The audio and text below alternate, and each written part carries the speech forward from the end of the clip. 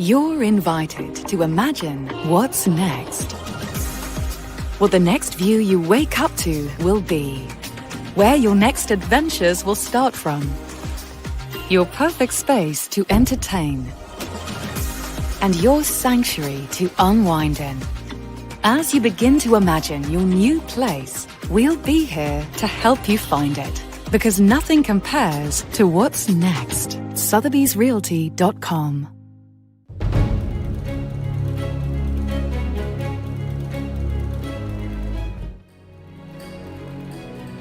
Ayodhya is all set for the historic Ram Temple consecration ceremony on 22nd January. And the once sleepy, dusty town of Uttar Pradesh is buzzing with excitement.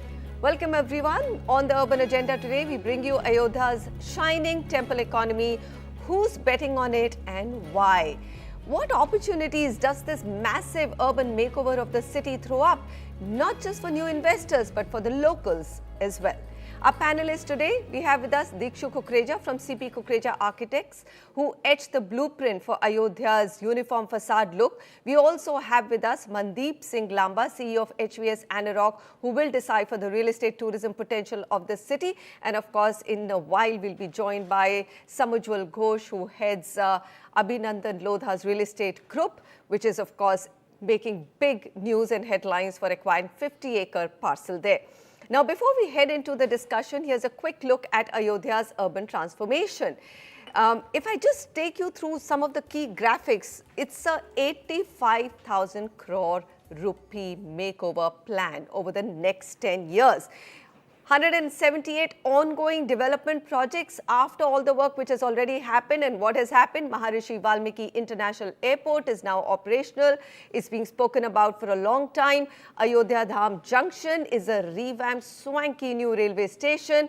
There has been a whole 13 kilometers road to the temple which has been revamped: Rampath, Dharmapath, Sri Ram Janmabhoomi Path and Bhakti Path. And Ayodhya's 2-kilometer long Saryu riverfront, it's an ongoing project. Already there are light and sound shows ongoing there and a lot of selfies on Twitter and Instagram from that riverfront. Okay, let me first go straight to Dikshu because he's been involved in this makeover. Dikshu, you've witnessed the urban makeover of Ayodhya. You know, I still see the images which are part absolutely stunning. And then there is a large part of Ayodhya which is still that old Ayodhya with slightly run-down homes, single-storied, maybe, 1.5-storied. So give me a sense in terms of, is 10% of the city transformed right now? Is it larger? What's really happening in terms of livability perspective? That's a good word you said. I think the first and foremost important aspect for us when the vision plan of this city was created was the livability aspect. So I'm glad you just took that, coined that term and brought that to the fore, because this is a remarkable transformation that is taking place. And I think it's going to be really setting an example, not just for Indian cities and not just for temple towns, but I think world over one can see we are able to demonstrate, I think very successfully here, that how India knows how to really retain and celebrate its cultural ethos, its historical character of a city, and yet make it modern. So really the vision of this project has been, in a sense, set on 3 cornerstones. One was how to make the city a spiritually, from a world-class perspective, a spiritual city. And the other side was how to make it a world-class tourism destination. And third and most important aspect was the sustainability. It's not just about making cities smart. I think it's far more deeper than that. And that's what Ayodhya has been about, that, we transform the city, but we do it in a sustainable manner. So some of the statistics that you just spoke about in terms of infrastructure insertions that have taken place in the city, I think the overall perspective has been a more holistic approach which has been taken in its planning. Usually, Manisha, Indian cities have always been, catching up on infrastructure. The infrastructure is woefully inadequate, as we all know, and we discussed this on your show as well on Urban Agenda. But here is a case that it has been a more holistic, a more futuristic approach about how to take care of things. And when you talk about the single-storied or 1.5-storied, maybe not so glamorous parts of the city, I think that in itself is the charm of an old city.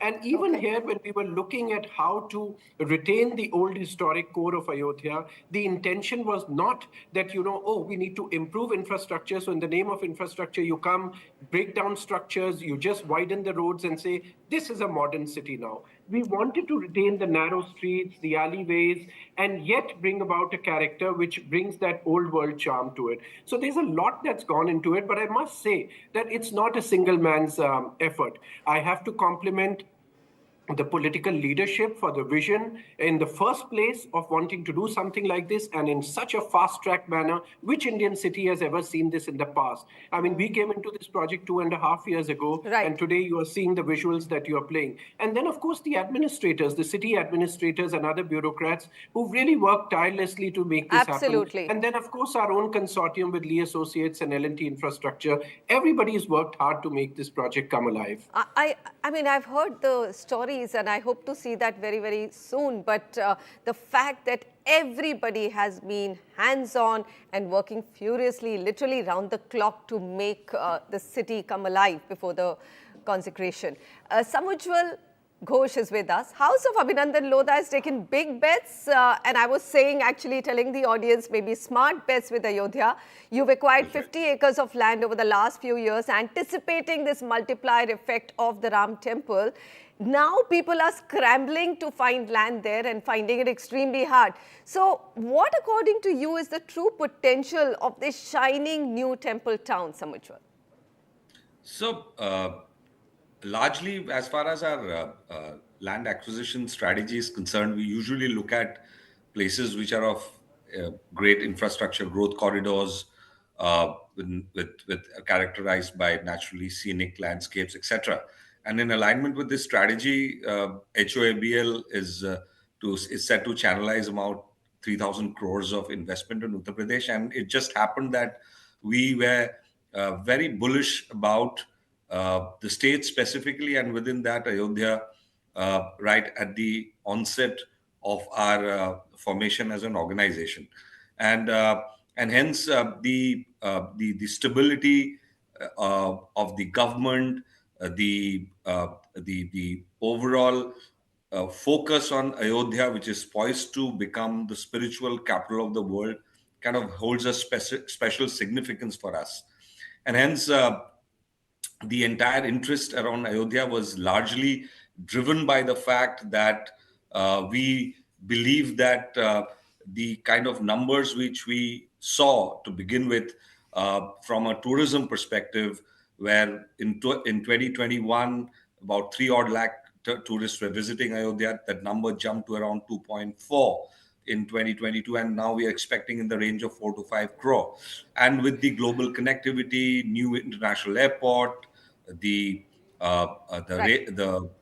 railway station, etc., we just believe that overall this is going to be Ayodhya is going to be the epicenter of a lot of infrastructure, hospitality, healthcare, public transport, commercial districts, so on and so forth, and hence we could probably forecast what Ayodhya could be, and hence that became again, a reason. I'm, Samujjawal, I'm saying it again, great move. And I think that land parcel which Mr. Bachchan has picked up, 2 adjacent land parcels of 5,000 square feet each, which is 10,000 square feet, and registered it at a price of 15 crores, has in one shot taken the real estate average price of that market from, in 2019, when the verdict came out, I mean, that city was ranging between 1,000 to 2,000 rupees per square feet, and now it's suddenly gone up to 15,000 rupees square feet. That's the kind of extreme excitement that there is. Mandeep,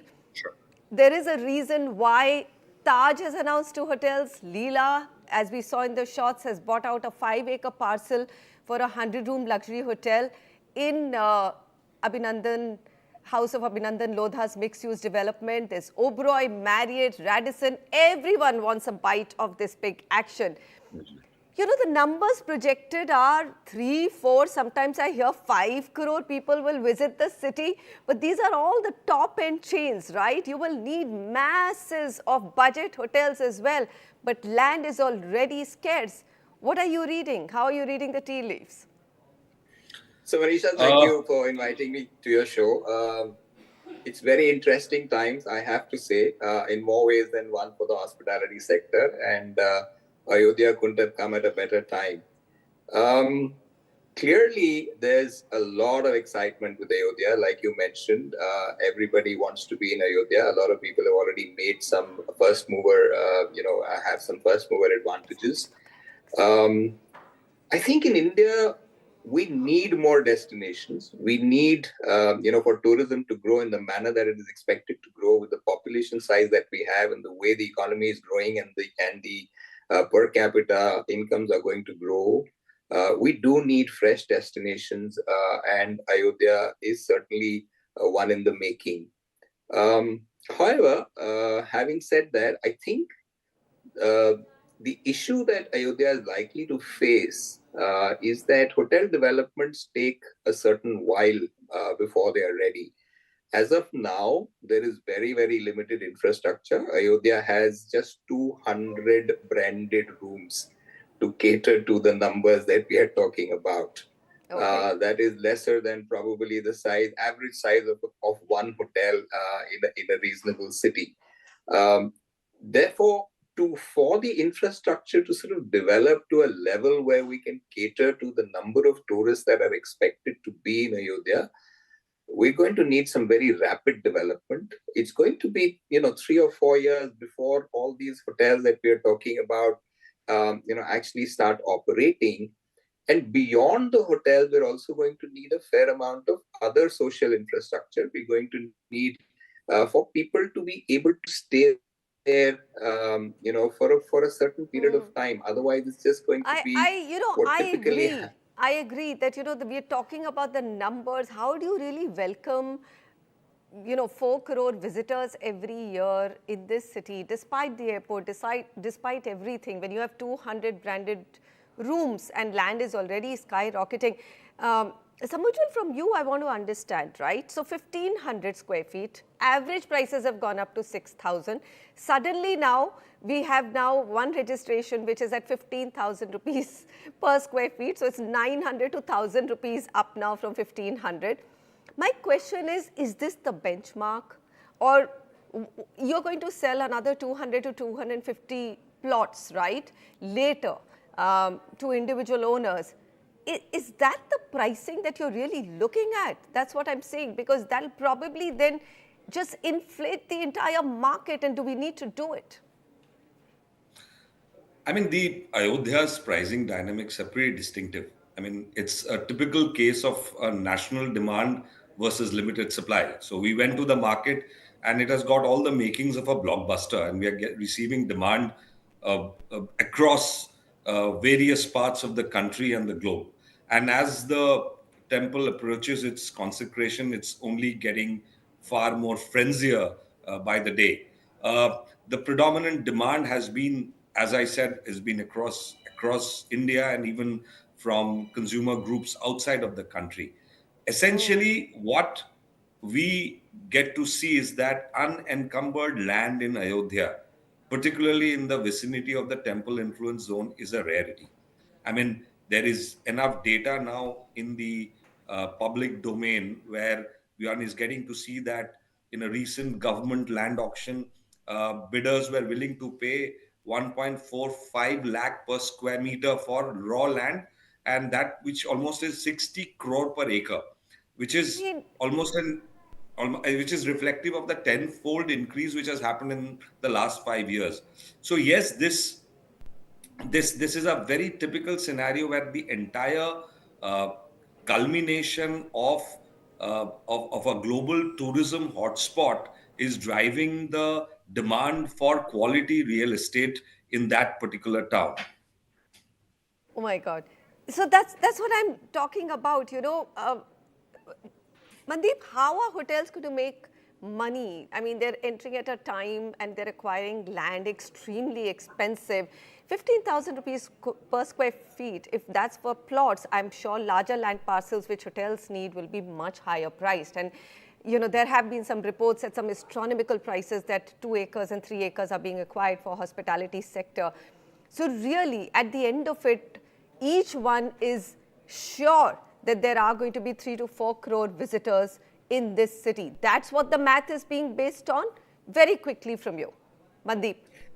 So clearly, I think these things will cool. The prices will cool off at some stage, and I think the government will also play a role, because we can't have just the upper upscale and luxury hotels. That's not the entire market there. There's a very, very significantly large market for the economy and the mid-scale hotels as well. And I think that is where the government will have to come in and ensure that land is available for development for the mid-scale and the economy hotels to be able to be viable. At those kind of land prices, they may not just be viable, and that beats the purpose. 15,000 You want rupees per Ayodhya to square be popular. feet.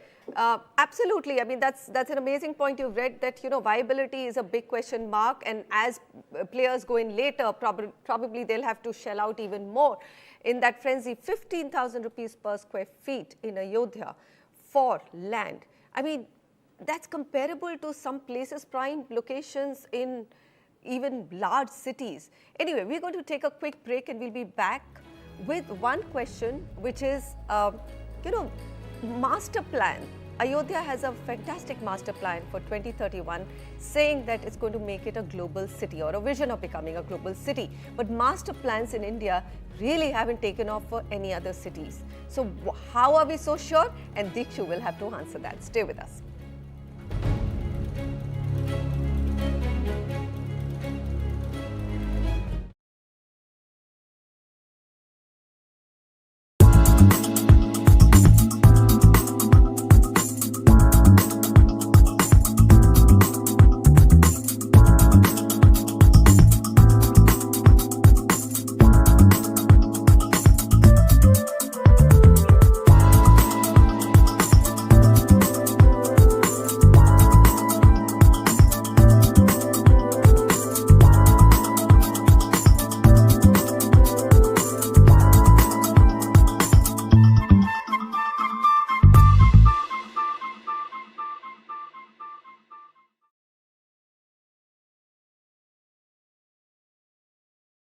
You're invited to imagine what's next.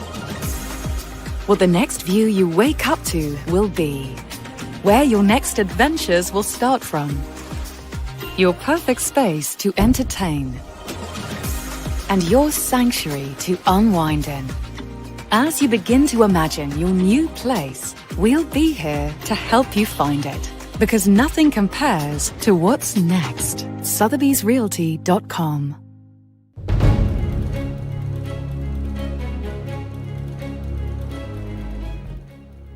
With just days to go for the grand inauguration of the Ayodhya Ram Mandir by the Prime Minister, we are looking at economic and investment potential of the transformed temple city of Ayodhya. Well, I'm going to go back to Samujjawal Ghosh, my guest, whose company owns 50 acres of land there and is already making waves. Samujjawal, what would you caution people? I mean, there is euphoria. Sometimes, as we all know who've been in real estate for the longest time and track the sector, too fast a rise is not good for the market as a whole, right? And people are already asking, should we go and buy? Should we invest? Everyone wants to jump on the bandwagon. What is the caution one needs to use when buying something in Ayodhya? I think there are two parts to it. As I had mentioned earlier, clear title, unencumbered land is absolutely scarce. So as far as my advice to the retail investors are concerned, I think number one is that only buy from credible developers. Clear title land is extremely valuable. And that is probably the reason why somebody of the stature of Mr. Bachchan bought with us at that kind of pricing. So that's point number one. And I guess the second part is buy with a long time horizon in mind. Do not think of short term returns or any speculative returns coming out of this purchase. Okay. Think of this as an heirloom, think of intergenerational wealth, and hold your investment for at least 10, 15 years. Okay. So have that perspective, and Mandeep has already told us, wait for the frenzy to calm down. Don't jump into it. My final question, Dikshu, very quick reaction. I know that you say that authorities, the government, everyone's doing a fantastic job, but that's because there is a temple. We are under a global spotlight right now. But in general, this excitement, when it fizzles down, we don't have a great track record of implementing our master plans. And here we want to make Ayodhya a global city by 2031. How confident are you this time around? I am confident this time, Manisha, because there's a difference. The difference is not just the will and the manner in which the whole thing is unveiling itself, but also very importantly, in this case, there was a vision plan that was created. A lot of our master plans for cities in India, unfortunately, are designed or created much like Mondrian's abstract drawings where, sitting in ivory towers, people decide which part of the city will be painted red, which means it's commercial. Okay, unfortunately, I've run out of time, I'm being told, but what you're saying is that this time the planning, the infrastructure, the budgeting, everything is preceded the implementation, so we have higher hopes. Mandeep Lamba, Dikshu Kukreja and Samujjawal Ghosh. I have to wrap out now, but thank you, gentlemen, for joining me. We will keep the discussion or have another discussion. This is not a topic which is going away anytime soon. All that I can wrap out with is just days to go for the grand inauguration. We are looking at it, we're just going to say that what is critical is that the city must hold up to its promise of development, or else the city will struggle to welcome the 3 to 4 crore plus visitors every year that it's aiming to attract. Thank you so much for joining me.